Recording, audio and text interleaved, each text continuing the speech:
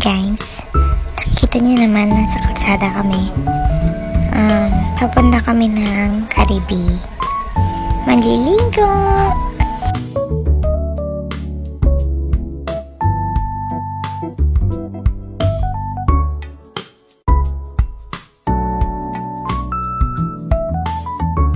Dito makikita niyo na ang Buko Bridge. Sa kaliwa niyan ay mga dagat at sa kanan naman ay ang view ng mountains. Dito sa namin bridge, yan yung tinatawag namin Lahar. Yan, ganda diba? For the igib kami ng tubig kasi para mainumin kami doon. So, yan, nakikita na naman natin ang view. Sobrang ganda talaga ng view. Sa province, maganda ang view. Masasabi mo talagang maganda ang view.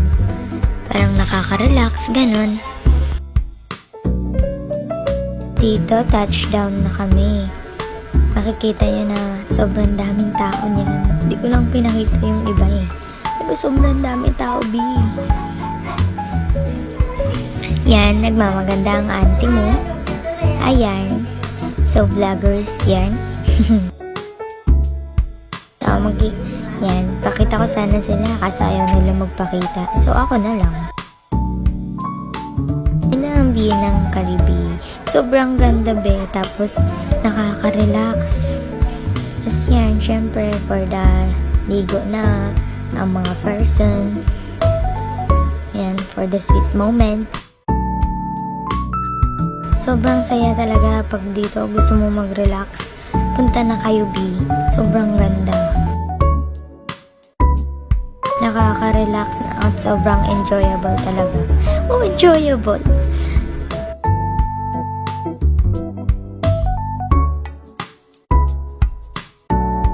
For the volleyball ang mga person kasi syempre nisawa na sa tubig. Volleyball naman tayo mga B. Kala mo mga pro. More on pulot talaga dyan ng bola.